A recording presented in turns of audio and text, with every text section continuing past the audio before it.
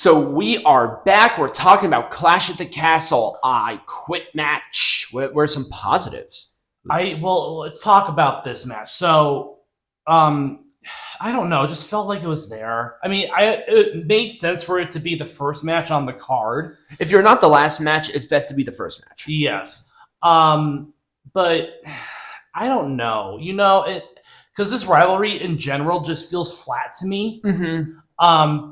And mainly that's because I don't see. We already had. I don't see AJ Styles as like a top tier heel. Because Cody is just top tier babyface. Like, he is on a different level, and you really don't have a heel that is at that level.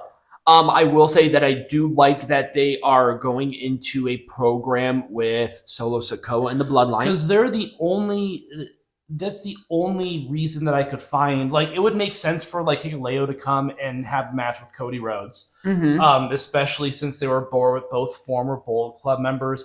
I would have liked to have seen Finn Balor in AJ Styles' position. But I feel like Finn Balor is a more believable heel, despite them being on separate brands to Cody Rhodes. I just don't feel like AJ Styles was the best choice of a heel for Cody Rhodes' first rivalry. But that's just me. Well, I mean, otherwise it was a good classic Cody Rhodes match. Did you have the same criticism when they had the match at Backlash? Because I can't remember you saying this then.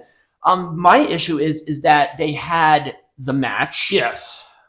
Which was an excellent match, and then they did the retirement angle, and then they just sort of talked. And I'm just like, they're good talkers, and I will disagree with you. I think AJ is on that platitude. It's AJ Styles. Right, but he's not like top heel. Like even Randy Orton, if you turned Randy Orton heel, he would be more believable to me. All right. And there would be more background to something like that. Maybe. It was a fine I Quit match. I've seen better I Quit matches. I've seen that too. It was just a classic I Quit match. Yeah. Whatever, But that's all I have to say about it. Let's move on to the next one, because this one is my god. So let's talk about the rope situation, because apparently there was a situation with the ring ropes. Yes. In the previous match, we didn't even cover it, so I'll do it now.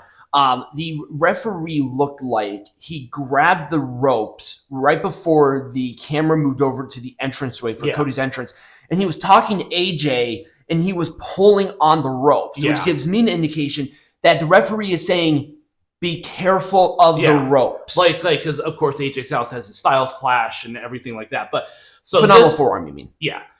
So this was put on full display during this match. Yeah. Yeah, this was a bit of a mess. It was. It was a very messy match. I first want to discuss the elephant in the room. Let's talk about the tap out from Jade Cargill. And she did it twice. Now, a lot of people have been saying that this speaks to her relative greenness and lack of training, and yes, that has been a recurring issue. That is the reason they put her in a tag team title picture in the first place, was so that she would be paired up with someone like Bianca Belair. Right.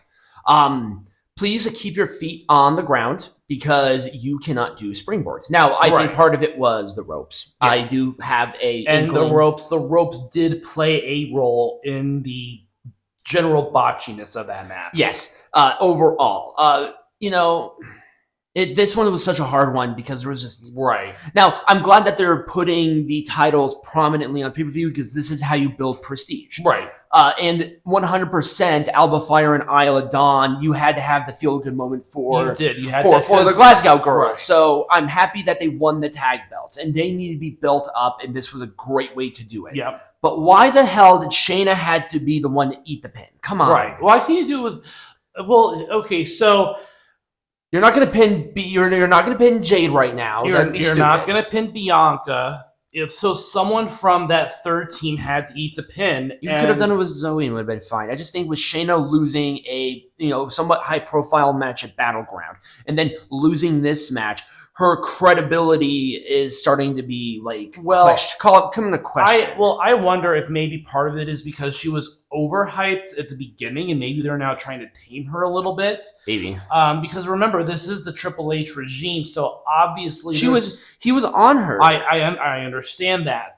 But I think that they're trying to figure out a place for Shayna, because otherwise Shayna's just going to be dominant, and we need to kind of tame that perception, I guess, if that makes sense. I guess. But yes, Isla Dawn and Alba Fire are the new tag champions. Which I guess is fine. I'm optimistic. It's a feel-good moment for... it's a feel-good moment for... they're 99.9% that they are transitionals. Yeah. 100%. Yep, absolutely. Okay, Awesome. so we did talk about this match too. This is Chad Gable's 5th and presumably final chance at the Intercontinental Championship. As of right now, doubt that. I doubt it too. This rivalry is way too hot. Yes. They're not going to do that. I think what he's going to do, this is when you're going to have Chad Gable kick everybody else out of Alpha Academy and bring in the Creeds and say, this is how I'm going to win the title. Yeah.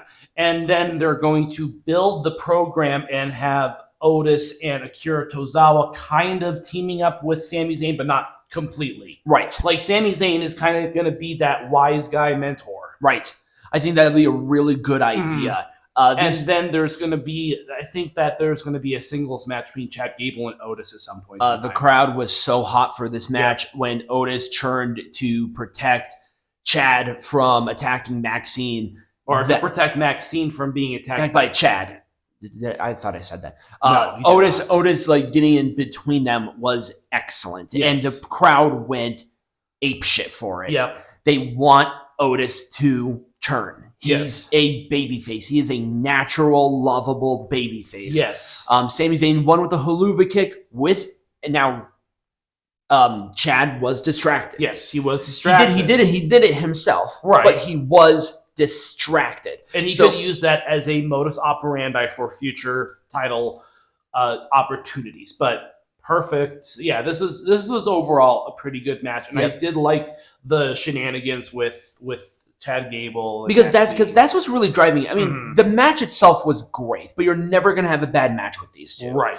But it's like you get chance after chance. You get the storyline. But there's justification. Right, there's always going to be a storyline intertwined with it, and that's what I like about this rivalry is way too hot to stop it. And Chad Gable is going to win this belt. He is. He's going to. Yeah, but let's move on to our next match. This match I think was, well, there was some hottie at ringside, and I don't know what tissue you were talking about. Chelsea Green was dressed very. She was dressed as a Scottish schoolgirl.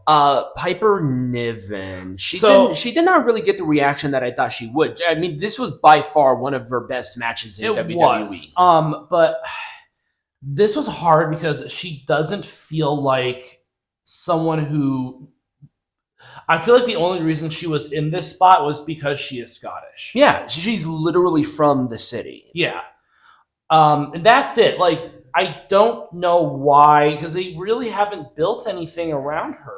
Like, other than being tag team. Right. Now, I think putting her in this position and seeing if she could swim, I think that was the right call. I think now you have somebody who could legitimately go for the title again here with Piper and be totally justified. These two had a good match. But the problem is that Bayley is so popular in Europe that they were cheering for her too. Yes. And even though we have the Glasgow girl here, she was overshadowed by Bayley's just general popularity. It's crazy. I know. It's absolutely crazy on how popular she is. But Bayley won with the crucifix pin. I'm glad they did it that way. Yes. So they protected Piper. For future title matches. Yep, I remember that. Yeah, that was it was a good sloppy-ish finish. Yes. But Bayley is so much of a pro that she managed to make like the slip of her foot from the back and roll it up into something different that looks legitimate still. Yeah. Again, more rope issues. All right, let's go on to our last match here. This one also had rope issues. Apparently, Damian Priest got some... he tried to do... He has some issues with his ankle. Yep, he tried to do a move. He got caught up in the ropes. It was really scary. Did nobody else communicate that there was something wrong with the ropes? I don't think for any of the other matches. I don't think anyone else got that communicated to them. How? I don't know. It's crazy to think. Know. But anyways, Drew McIntyre was white hot. Yep. He was so popular here.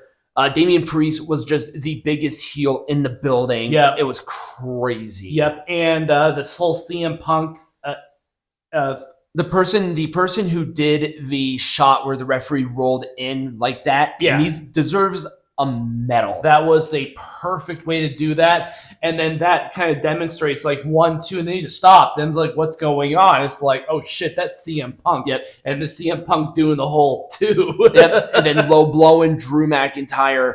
This adds a whole new wrinkle to this rivalry. Because now these two are really going to kick the crap out of each other. Yep. Because CM Punk not only screwed McIntyre out of the title again, but in front of his hometown. Yeah. There's no way that Drew McIntyre is not going to eat CM Punk.